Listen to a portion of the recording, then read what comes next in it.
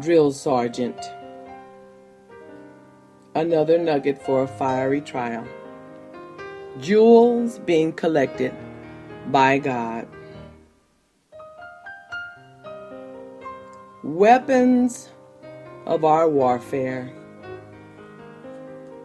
Weapons opposed, fleshly versus spiritual.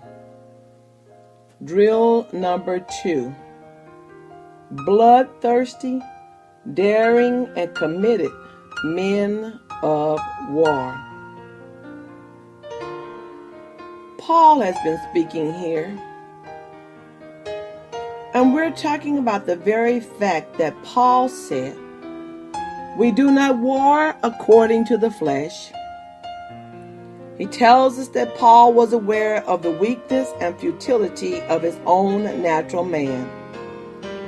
He knew there was no hope of accomplishing anything good through his carnal man. Therefore, he turned toward the spirit realm, where supernatural assistance was and is always available. But he continues to tell us that there is one thing he does not do with his carnal, fleshly, natural body. He continues, we do not war according to the flesh. The word war is taken from the word strateomenos, and it refers to the militant attitude of a trained soldier. It was particularly used to denote the committed attitude of a heavily dressed, trained to kill Roman soldier. There is no doubt that Roman soldiers were the finest military machines of their day. These men were the finest soldiers in the history of the world. These men were trained killers. In fact, they were so thoroughly trained in the act of murder and mutilation that it became instinct to them.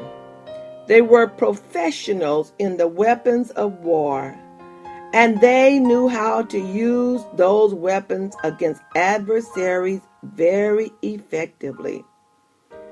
You might say that Roman soldiers had a taste for blood. Furthermore, especially good soldiers requested to be placed on the front lines of battle.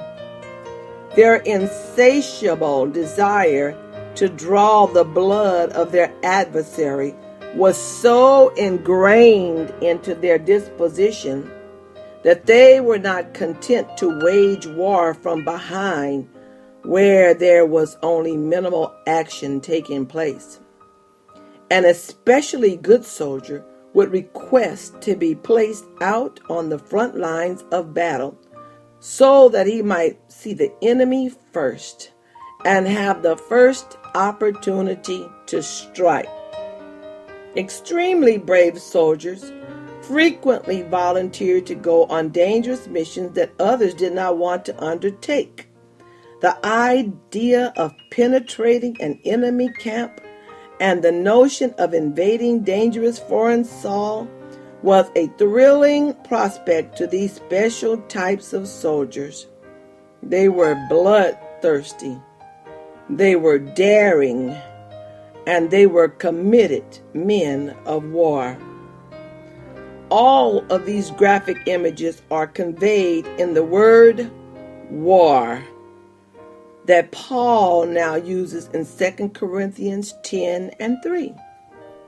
Therefore, when Paul says, we do not war according to the flesh, he is making several powerful statements to the church. First, he tells us that spiritually speaking, his own mental attitude is much like that of a Roman soldier. He is so committed to see victory that he wants to draw the enemy's blood himself. Furthermore, he wants to be placed out on the front lines of battle so that he will have the opportunity to strike first. And he is so spiritually brave that he is willing to go where no other soldier will go. This is one of the reasons that Paul declared he wanted to preach the gospel in the regions beyond. 2 Corinthians 10 and 16. His desire was to go and minister in the places where no other men would go. This is the reason that he was willing to go into the cities like Ephesus and Corinth. These cities were citadels of sensuality and demonic activity. Paul was a frontline soldier of the Lord. Let me say that again. Paul was a frontline soldier of the Lord. But he tells us something else that is also very important in this verse. In addition to possessing this committed and determined mental attitude and resolve, he says, we do not war according to the flesh. Remember, Paul was an educated and impressive man, naturally speaking. Yet, when it came to dealing with the enemy or dealing the enemy a blow, he knew that his intelligence and his education did not count.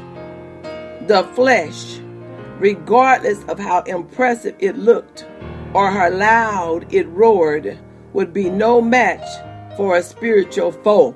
Drill sergeant, your flesh is no match for a spiritual foe. Drill sergeant, your flesh is no match for a spiritual foe. Fleshly weapons simply are not suited to fight spiritual adversaries. I'm going to say that again. Fleshly weapons simply are not suited to fight spiritual adversaries, and they never will be. Never will be. Fleshly weapons versus spiritual weapons. Drill number 2. Bloodthirsty, daring, and committed men of war. Are you ready to become a committed person of war? Get your hat on, get your boots on, because we're getting ready to go to the next level. Another nugget for fiery trials. Drill sergeant.